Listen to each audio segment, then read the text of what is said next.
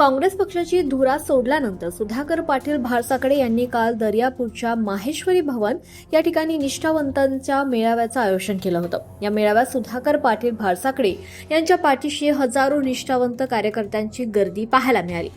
दर्यापूर तालुक्यासह अंजनगाव तालुक्यातून सुद्धा सुधाकर पाटील भारसाकडे यांचे निष्ठावंत कार्यकर्ते या मेळाव्याला उपस्थित होते। दुसऱ्या पक्षाची राजकीय वाटचाल हाती घेण्यापूर्वी आपल्या पाठीशी किती निष्ठावंत कार्यकर्ते आहेत हेच या मेळाव्याचं उद्दिष्ट होतं आणि ते सुद्धा यशस्वी झालं।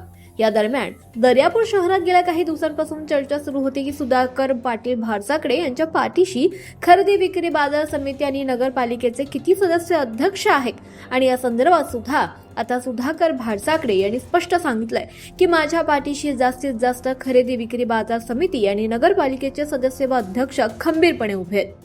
या दरम्यान सुधाकर भारसाकडे यांनी काल शिवसेना शिंदे गटात जाण्याची घोषणा केल्यानंतर संपूर्ण निष्ठावंत कार्यकर्त्यांनी देखील सुधाकर भारसाकडे यांच्या या निर्णयाचं स्वागत केलं।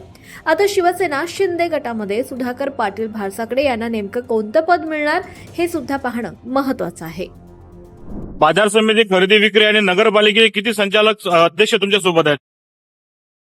नगर परिषदेमध्ये 18 पैकी 2-3 लोक सोडले तर सर्व माझ्या सोबत आहेत। नगराध्यक्ष माझ्या सोबत आहेत।